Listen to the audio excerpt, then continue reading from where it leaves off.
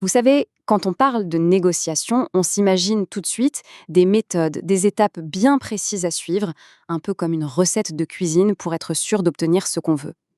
Mais et si cette approche était en fait un frein? Si la vraie compétence c'était beaucoup moins une science et beaucoup plus un art?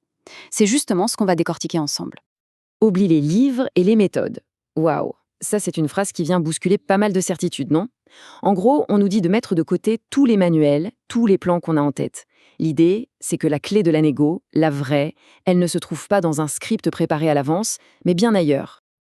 Alors, pour commencer, regardons un peu cette approche très classique, celle du fameux manuel du négociateur. Cette idée qu'il y aurait une sorte de recette miracle.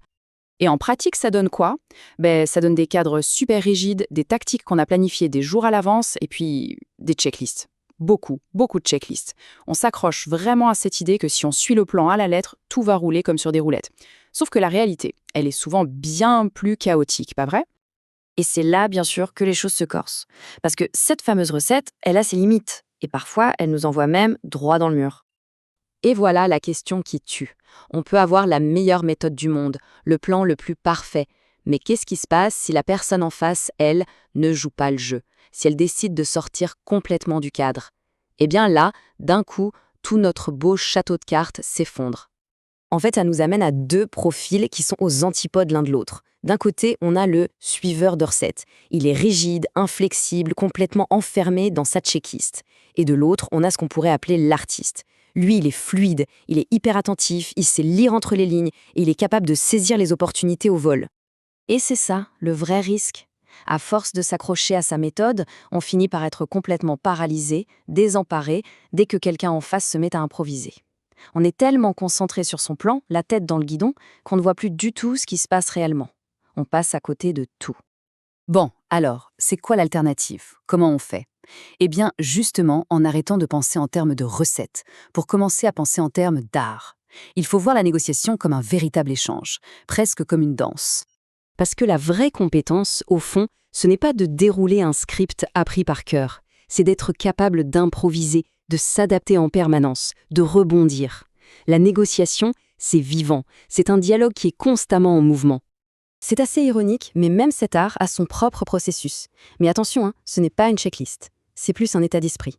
D'abord, il faut être ultra présent pour capter les moindres signaux. Ensuite, être capable de repérer la plus petite ouverture, la plus petite faille. Et enfin, avoir l'agilité de s'y engouffrer, de sauter sur l'occasion. Au final, ça nous amène à une idée importante. La négociation, ce n'est pas un savoir figé qu'on apprend une bonne fois pour toutes. C'est une compétence qui est vivante, qui grandit et qui s'affine avec la pratique. Donc si on devait la redéfinir, la négociation, ce serait ça. La capacité à naviguer au cœur de l'échange.